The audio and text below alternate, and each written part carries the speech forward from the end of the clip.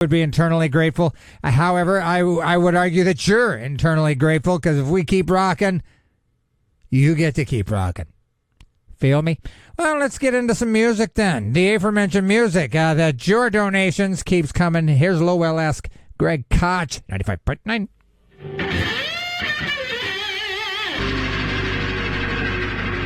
Oh, wow, Lowell-esque Greg Koch or Koch or Coach. I don't know. I'm not him. I don't know. I'm just here, 95.9, RadioFreeFargo.org, Canna-Talk ND with Wilson, trying to do the thing. And I'm going to let him do his thing. But I will tell you, that's how you fire up a show right there. I mean, I was straight rocking in here. 95.9. People. Everybody cool enough? Anyway, Canna-Talk ND with Wilson. I'm Wilson. I'm going to open a big fat bag of cannabis news at 4:20. I will tell you now, New Economic Frontier. They are the group. They've got the signatures. And we're down to, August 1st? 11 days before Secretary of State has to say, okay, fine, you guys got enough. And nobody really concerned that it's not going to get through. This is just kind of a preliminary. It's what happens. It's what you have to do. You get the signatures, you give them to him. He tells you it'll be this date, and then he tells you, okay, yeah. Now, barring some crazy thing, feel me? Barring some crazy thing, I get it. And I'm with it. But like I said, I got faith in the New Economic Frontier's vetting process, and just the way they've been moving and shaking. I suspect that everything's going to be gravy. I would expect everyone else to think so too, which is a win. And so that's exciting. I'll keep you posted. Again, if you want to donate to them, they say your support fuels our mission. And so we're making progress, but we need your help to keep the momentum going. Why donate? Your contribution helps us reach more people. Funding strengthens our advocacy efforts, and it ensures that your voice is heard in shaping our state's future. So, if you feel like pushing the cannabis agenda in the state of North Dakota, I think it's a good one. I'm going to retire myself from spouting constant cannabis news. I think I'll always have my ear to the ground when it comes to that. But come October, November, I'm going to start talking about crazy news stories. What in the World will be the new show's title. And I'm thinking about what in the world and all that jazz, because I'm going to probably intermingle it with some jazzy stuff. But let me hit you with this. This is from the AP News. And this will probably fire you up, and I apologize for it. It kind of wraps my brain into some sort of thought pattern, which is wild. Chicken wings advertised as boneless, can't have bones. Ohio Supreme Court decides. Now, I just as a general statement, how can something boneless have bones? I feel like that less word, that less at the end, removes the flippin' bones, doesn't it? I don't know. I'm not great at English, but I have wrote a few books. No, I ain't done any of that, but we'll talk about it. Consumers cannot expect boneless chicken wings to actually be free of bones, says the Ohio Supreme Court, rejecting claims by a restaurant patron who suffered serious medical complications from getting a bone from a boneless wing stuck in his throat. Now, I'm going to tell you right out the gate, if I get boneless wings, I'm expecting nuggets, bruh. I ain't expecting a bone in there. Can you imagine? I mean, because the way you bite at something, the way you attack something, the action of your bite is different. If you going at something with a bone, possibly being in there, you're not going to want to go cock-pow on a bone. No, but you will go forceful on a smooth bite of anything. If there's something in there like a bone or metal, you're going to mess your teeth up. You need to know with what force to attack your food with. And if you tell me there's no bones, bruh, why am I supposed to assume there is? So anyway, this Michael guy, he's with his wife and his friends. They're at a wing joint. They order the usual. Boneless wings with Parmesan. Nobody cares. He felt a bite-sized piece of meat go down the wrong way. Didn't think about it. Later, he's feverish. They find a long, thin bone that torn his esophagus and caused an infection. So he sued the restaurant, saying the restaurant failed to warn him that these boneless wings which are, of course, nuggets of boneless breast meat, could contain bones. The suit also named the supplier and the farm. I don't know what that all matters, but Supreme Court 4-3 said Thursday that boneless wings refers to a cooking style. Now, this is where it goes sideways for me.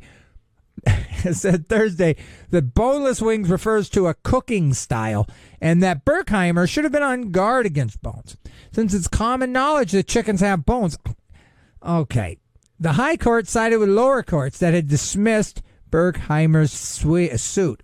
A diner reading boneless wings on a menu would no more believe that the restaurant was warranting the absence of bones than believe that the items were made from chicken wings. Okay?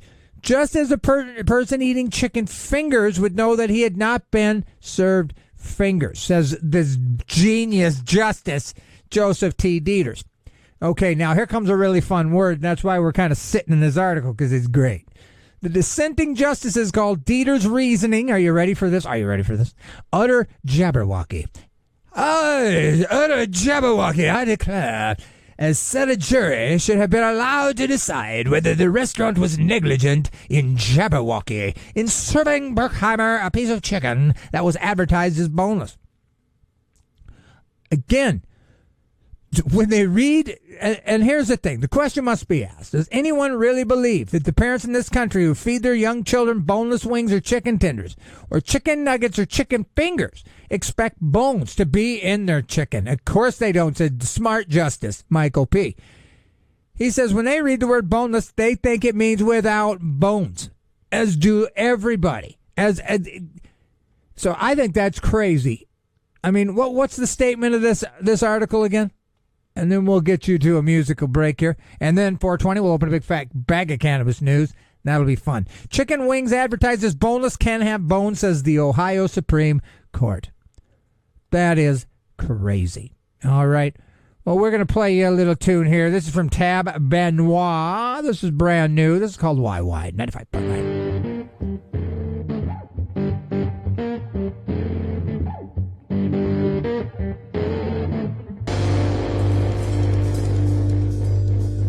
Yes, indeed. YY Tab Benoit 2024. That's brand new for your ear hole. KRWF 95.9. Lunatic Boutique is now open, located inside First Avenue Market. They offer antiques, art, oddities, vintage, and more, incorporating the artworks and practices of yesteryear. You can find Lunatic Boutique at 612 First Avenue North in downtown Fargo. They're also available on Facebook, Instagram, or at their website, Lunatic Boutique. Create, defend, and bless with Lunatic Boutique. Okay, I think it's time for the thing. The thing, man. We'll see you in 10 seconds. Hey, it's Phil from Canna-Heads. Like this episode? Hit that like button. And if you enjoy the show, hit that subscribe button to stay up to date on cannabis news, local and national. Listen live on 95.9 in the Fargo, North Dakota region from 4 to 5 p.m. on Thursday. For our non-Fargo region friends, you can listen on your favorite podcast platform. Just search Canna-Talk ND with Wilson. Now enjoy the show. All right, let's do it. It's 4:21. Late for the bus, they say. 4:21, late for the bus. Get it? Canna-Talk ND with Wilson. I'm your boy Wilson. We got news to talk about. But first, let me tell you, if you're a North Dakota resident, expect and anticipate by educating and spouting the good word of cannabis and the taxing and all the fun stuff that comes with it being legal in the state of North Dakota. As we prepare to vote for it in November, we are waiting the SOS's approval of signatures, but we do have enough. It's up to him now. Well, I mean, it's pretty much in the bag, bruh. But we got to wait. It's a formality. August 12th, we'll know for sure. New Economic Frontier on Facebook. You can keep up to date with that. But again, it's more about just spreading the word, doing a thing. All right? New Economic Frontier. We should have something on the ballot to vote on in November for legalizing cannabis. So stay tuned, stay grinding, and keep your mouth open. Or maybe closed. I don't know. I don't know. But anyway, let's talk about some stuff. Let's talk about... All right. this fires me up, all right? But cannabis moment. U.S. citizen jailed in Russia for medical cannabis not included in the prisoner swap despite pleas from bipartisan lawmakers. I just don't understand it. I mean, it was crazy even during the Griner situation. He was there then. He used cannabis, Mark Fogel, as an opioid alternative to treat pain. He's a teacher. He's also a registered patient in Pennsylvania. I mean, that doesn't, exclude the fact that it's not allowed in Russia. But come on. I mean, it doesn't, it kind of just doesn't even up, And the people that they're swapping out is crazy. I mean, the word on the streets now, the guy they swapped out was a mastermind behind the 9/11 thing. All right? So why don't you include a little Mark Fogel? I mean, come on, put your boy in there. We're going to swap out some crazy freak? Give us Mark, too. I don't understand how he gets passed over. Okay? Now, there's widespread relief about the release of individuals such as the Wall Street Journal reporter Evan and the former U.S. Marine Paul Whelan. That's cool. I mean, them guys need to come back, I would imagine. And I don't know what they did to be detained. All right? And so maybe that's it. Maybe this is political, and then there's a legal aspect to Mark Fogel. He did, in fact, break the law. All right. Well, Fogel will continue to serve out his sentence, which is 14 years. 14 years. He tried to leave Russia, like I said, with a half ounce. All right. So as the news of a potential prisoner exchange is being reported, we urge that any swap include Mark Fogel, along with Paul and Evan. Mark is a Pennsylvania teacher with severe health issues who has been unjustly imprisoned in Russia. We've been pushing to bring Mark home as quickly as possible, but I don't understand. I just don't understand why he isn't included. All right, so I'll keep you posted on this.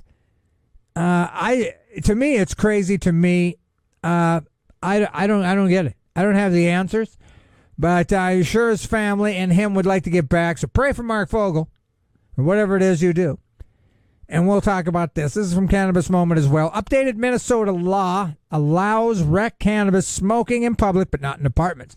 And this is going to be just going to be crazy how they figure all this out. Medical cannabis smoking is allowed in multifamily housing, however.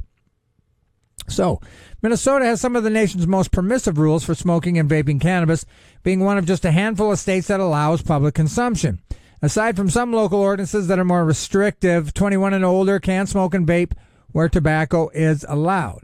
But a date change in the state's rec cannabis and hemp law passed in May imposed a new restriction on private consumption. All right, so owners of multifamily housing must now ban it. They have to. They don't have a choice, right? The restriction was contained in the House File 100, but it wasn't to take effect until March of 2025. So there's a significant exception to that apartment ban, however. Cannabis users who are registered with the program, they can do whatever they want, essentially. So that's cool. 'Cause at the end of the day, I'm pro-medical all day long. I'm all about it. So, because there were no GOP votes for the bill, every DFL member support was needed. So, as a compromise with bill sponsors, the effective date was set for next March, but it's unworkable because they're not going to be ready. Second, so as to allow some, whatever, they're pushing it ahead. So, existing clean indoor air laws and ordinances ban smoking of tobacco, cannabis in common areas, but until last month, apartment owners and managers could ban smoking in individual units, but weren't required to. Now they are, at least for cannabis. So it's taken out of the landlord's kind of... And so that's, to me, like, okay, now check this out. So you can still possess it, and you can likely grow plants under the limits. And they can use products such as edibles, but that don't require combustion, but no smoking or vaping. However, vaping is non-combusting, and it doesn't really smell. And so I would argue that people are going to vape anyway. They're just like, because you can't smell. Like, it's kind of silly. So except for the use of medical flower or medical cannabinoid products. So now check this out. The vaporizing of smoking cannabis products, artificially derived cannabinoids, or even hemp-derived consumer products. So we're talking anything that takes a lighter or a vaporizer is prohibited in the housing, balconies, and patios. Doesn't that sound intense? That sounds intense, but that's multifamily, so I'm assuming you got your own home, you got your own thing happening. But here's where it gets a little interesting. A violation of this, right? If you're caught smoking CBD even, is punishable through a civil administrative fine and an amount of, you ready? $250. Ouch. And who gets that money, right? Because who's going to enforce it? All right. So Latz said he wasn't involved in moving the date of the ban last month. He said he pushed the original restriction because he thinks there are health and nuisance issues with having cannabis smoking in a multifamily building. Now, I smell it in my own place every once in a while, and recently. And what's interesting to me is it's like an internal, my windows and your windows go into an internal space, right? Because it's where one building ends and another building starts. They put a roof over, call it all one building, right? But then it goes into my window, but then now it comes out my door, right? So it's like what you did now looks like I'm doing it because of the airflow and the way things are set up. Now, I'm not going to complain, I'm not going to cause any issues, but it's kind of a thing, it's certainly noticeable, So if I was, I don't know, a Karen or something, a narc, I'd probably press the issue. So it is particularly troubling to other residents from a health standpoint and from a nuisance standpoint.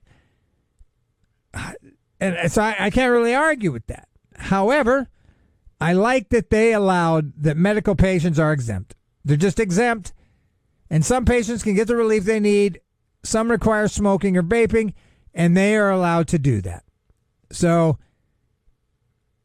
Port said that while cannabis is unique in that consumption as a medicine could impact neighbors, it is too early to know what conflicts it might create in buildings, and you don't. And I suppose it's like if there was one person in an apartment building, right, that just was just no bueno, even a whiff, even a hint, a whole building of people consuming, man, oh man, right? That sounds crazy. All right, so the title is Build the Plane While We're Flying It. Cannabis regulators ready for the next phase of legalization. So a year after it became legal, state regulators are busy preparing. So let's see. I'm trying to find where because it gives us, it's kind of interesting. It gives us, let me see if I can find it here. Where are we? But Minnesota cannabis regulators release new draft rules. Here we go. So this is kind of interesting. It's exciting to see OCM not simply duplicate the overly draconian rules used in some of the states. The cannabis purchasing experience in Minnesota will feel more like a liquor store purchase than in other states. So let's look at it. So one example he pointed to in the new draft rules is that retailers will not have to sit in a separate restricted area where customers' IDs are checked before they can enter a store. Rules for delivery drivers are also comparatively permissive, with drivers allowed to carry up to $3,000 worth of products to multiple delivery locations on a single trip. Now, I personally don't think that's a good idea. Does that sound like a good idea? Where else is a delivery guy driving with that amount? I mean, you ain't got $3,000 worth of pizzas. I mean, that seems like a lot. And if I robbed you for $3,000 worth of products, I'm going to be able to turn that for more, maybe. So, you know what I mean? I might be able to inflate that, or split it, or cut it. Or I don't know. Can you cut cannabis? Probably. All right. While drive-through cannabis purchases aren't allowed under the draft rules, they appear to permit curbside pickup or the slingshot method. I made that part up. That's where you just put it in a slingshot and sling it into your window as you drive by. It's great. Works great. I mean, there's really no risk. While drive-through cannabis purchases aren't allowed, curbside. So, Minnesota cannabis laws make reference to nearly 70 different rules to be promulgated by the OCM regulators. The encouraging thing just seems to be that we're not necessarily mimicking the overly regulatory, heavy-handed approach that's been seen in some other states. Maybe other states will see Minnesota rules as a sign that they should go back and look into whether they should be reducing some of the restrictions. They incorporated a lot of feedback that they solicited from the public. So, in other words, there's still time to comment, and it's not the official rules package, but rather a first draft. So we'll talk about that more. What else we got here? This is from Cannabis Moment.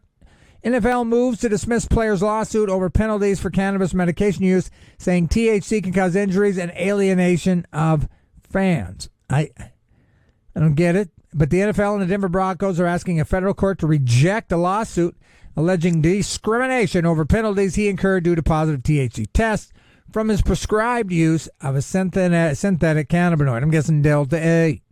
In a joint motion to dismiss filed with the U.S. District Court for the DOC, that's District of Colorado, the league and team defended their cannabis policy for players, affirming it's their view that use of cannabis can lead to on-field injuries, poor job performance, and alienation of the fans. Gregory, it's also maybe quite possibly my name, filed his suit in a state district court last month, arguing that the NFL and Broncos violated the Anti-Discrimination Act by penalizing him for using the FDA-approved cannabis medication Dronabinol. Oh, he was literally prescribed it. The case, that's crazy. The defendants responded by arguing that those claims are completely preempted. The motion to dismiss also asserts that his allegations that they violated the anti-description falls flat because the statute doesn't expressly protect workers from being penalized over cannabis use, regardless of whether it's used for medical purposes. But this is Dronabinol. Like, this is like that, like that gangster pharmaceutical stuff. That ain't the same. That's like so legit, it's not good for you. That's just like aspirin in the system. So we'll kind of watch how that'll go. But he's apparently paid out $532,000 in penalties. So that seems like a lot. Cherokee Tribe will open the first legal cannabis store in North Carolina to all adults over 21 next month. I'm just kind of reading through some fun stuff. Florida senator who previously chaired state Republican Party endorses cannabis legalization ballot initiative. Now, Florida, that's going to be interesting, and I don't even know why, but they have to have 65% approval to pass. Lesser-known cannabis component CBG linked to improved memory and reduced anxiety. First ever human trial finds. I've utilized CBG. It's really quite neat. It's kind of as cool as CBN. CBN, man, if you got sleeping issues, boom, CBN is your boy. Supreme Court domestic violence ruling underscores why cannabis users shouldn't own guns. Here we are again, says the DOJ tells federal courts. In a new court filing this week, lawyers for the Justice Department argued that the government's ban on users owning guns, what it described as temporary disarmament users, no. Where am I at? Let's start over. It described as temporary disarmament of unlawful drug users. See, and that's the thing. When you can use those kind of words, people just dismiss it right away. It was supported by a recent U.S. Supreme Court decision that upheld the government's ability to limit the Second Amendment rights of people with domestic violence restraining orders. So, they say cannabis consumers are presumptively risky people. You're presuming now. Now you're being presumptuous?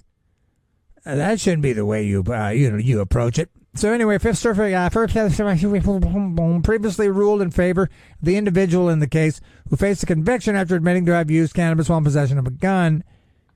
And so they appealed that ruling, and apparently it's just a bunch of mess, and I'm kind of bored talking about it. They just really got to get their act together. This is from Cannabis Moment as well. Democratic Party prematurely claims Biden has reclassified cannabis and ended failed approach to cannabis.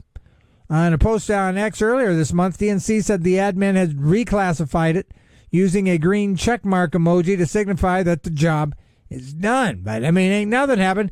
And whatever happened to rescheduling?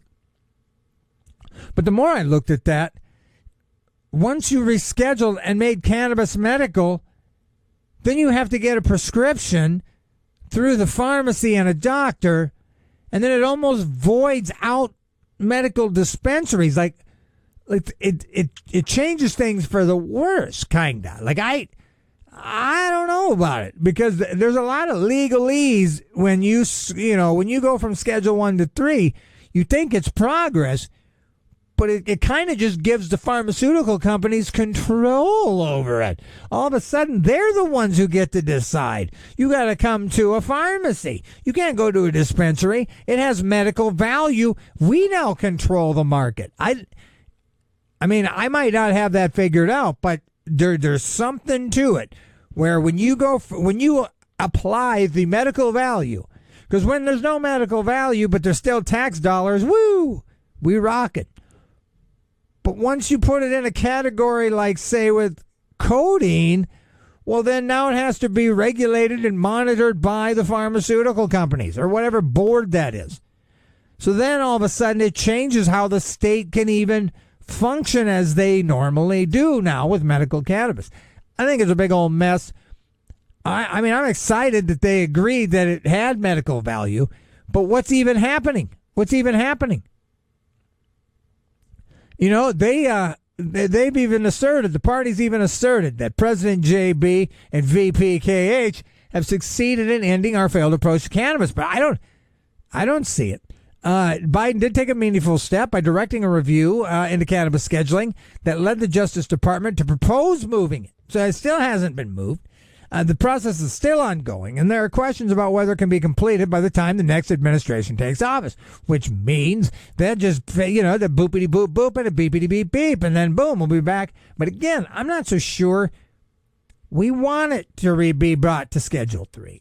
I think there's arguments, pretty good arguments, why that's not a great idea. Now, again, in our just haste to be accepted, the cannabis used to be accepted by the masses, to give them proof. Hey, this actually isn't what you think it is. You were wrong. We were right. High five. Let's dance. Right? But in the process, what do we want to shoot ourselves in the foot? Because then a medical person who wants to get it can't get it. Now they got to go through a different process. They got to go to, a grocery store's pharmacy. They're going to get raped and gossed. There's just like all kinds of horrible hurdles. They're going to have to pay to go see a doctor. Like, you know what I mean? Like, I don't know that I want that. So we'll play it by ear here. You're listening to Canna-Talk ND with Wilson. I'm Wilson. Every Thursday, I come on inside here. 420, open a big fat bag of cannabis news, and we doing that right now. I'm kind of sliding into a slow-mo because to be honest with you, I don't have much more to talk about. But New Economic Frontier, that's the push in the state of North Dakota. They have gathered enough signatures. It's in the office of the Secretary of State. He has a few more days here where he's got to relinquish it up and say we're good. Once that happens, I will be the guy to tell you.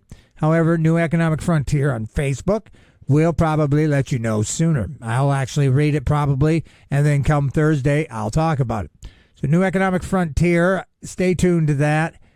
August 12th, Secretary of State has to relinquish its verifiableness. Has to verify it. So let's take a look at the New Economic Frontier here.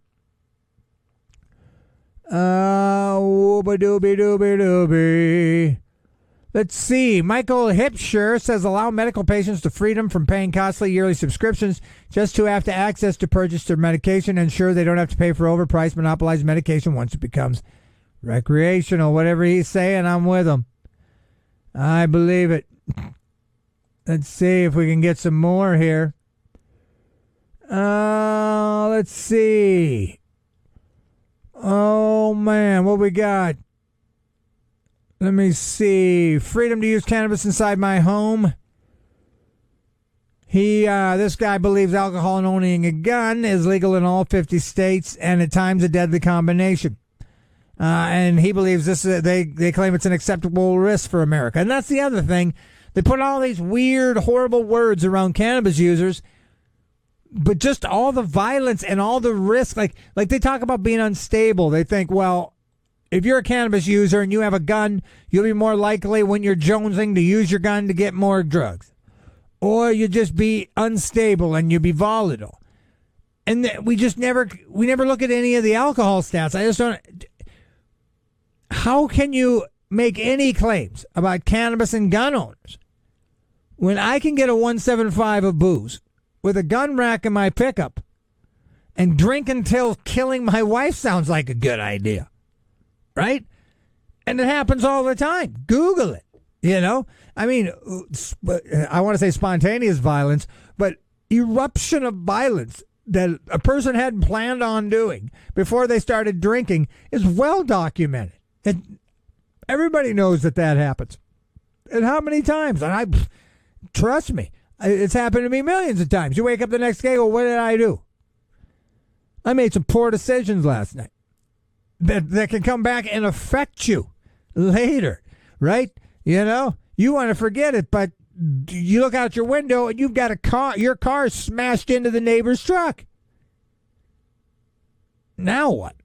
You know, you didn't plan that, but alcohol changed the outcome of your evening. And it can be violent, it can be negligent, but it's blatant and it's blatantly obvious. So I don't know. I just could never figure it out. And the hypocrisy just is so crazy to me. Let me just read you this title, and then we'll be kind of pushing on here soon. This is from the Independent UK. Woman mortified after buying McDonald's meal for homeless man, only to discover he was an ordinary customer. If I had a nickel for every time somebody slipped me money thinking I was homeless, I'd be rich. But what was wild about this, right? So a woman was left mortified. She bought a man eating tomato ketchup a meal because she believed he was homeless and he was just trying to get some vitamin C out of the ketchup packets. Okay? She saw an unshaven man with a rucksack sat at a table eating ketchup from the sauce dispenser, which that sounds crazy to me, right? I mean, that doesn't sound right. Fearing he was homeless and hungry, she decided to buy him a meal. She placed it in front of him. A member of staff brought over another meal and apologized to the man for the wait. She says, I feel like I was going to die of embarrassment. To be honest, my imagination ran away with me. Had this poor man been out on the streets? Was this the only food he would eat? I mean, it's like, well, what you're kind of doing a lot of thinking, a lot of presumptuous thinking. Maybe he had no money and was starving. She thought only desperation could lead someone to sucking on ketchup out the dispenser. She goes, how can I sit here with this meal and leave him with this ketchup? He must have been there for a good 10 minutes. She just assumed he hadn't ordered. She said she felt fantastic that in some way she had helped the man, but left the restaurant as quickly as she could when she discovered he was an ordinary customer. She says, I really enjoy McD's breakfast now and again, but I think I'll have to give that store a miss in the mornings in case I see that man again. And that's hilarious, you know. You mean well, and they didn't give us any more context, like what did he say to her? Did he thank her? You know, I mean, even I feel like a guy sipping out ketchup out of a dispenser going to be cool with an extra meal, I feel. But whatever. Lunatique Boutique is now open, located inside First Avenue Market. They offer antiquities, art, oddities, vintage stuff, and more, incorporating the artworks and practices of yesteryear. That's like the past. You can find Lunatique Boutique at 612 First Avenue North in downtown Fargo. They also are available on Facebook, Instagram, or at their website, luna.teak.boutique. Create, defend, and bless with Lunatique Boutique. That's kind of fun to say. Lunatique Boutique. KRFF 95.9, Radio Free Fargo.org is going to bring you a little music. 99.5 won't do. Blind Boys, 95.9.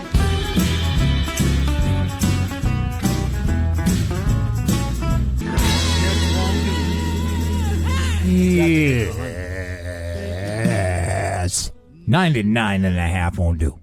Bobby Rush and the Blind Boys of Alabama here, 95.9, RadioFreeFargo.org, streaming everywhere. Stinky Yard is back in the building. He got a show for you in mere minutes, so stay tuned for that. I believe God created cannabis for us to use as we see fit, and I show him props every Sunday. 417 Main Avenue, Antioch Church, 10 a.m. recovery class. If you got a monkey on your back, or you've kicked that monkey off your back, but that little banana eater's pulling on your pant leg again, come by, check it out.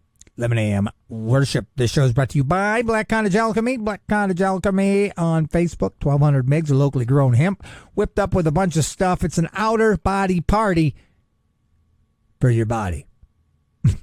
Thank you, Black Cottage Alchemy, for sponsoring this show. Again, Stinky Arts Music Mart is up next. I'm out the building. I'll see you back here Thursday for another fun hour of shenanigans and jabberwockies. No, flabberschmocky? It doesn't matter. I don't care. And neither should you. I'm out of here, though. We'll see you again. So educate yourselves on the benefits of cannabis so you can educate others on said benefits. We want them voting yes. We want them smart and educated to make the right decision. New Economic Frontier on Facebook. Check it out for more information. I'm out of here. Judgment Day. David Allen. Peace.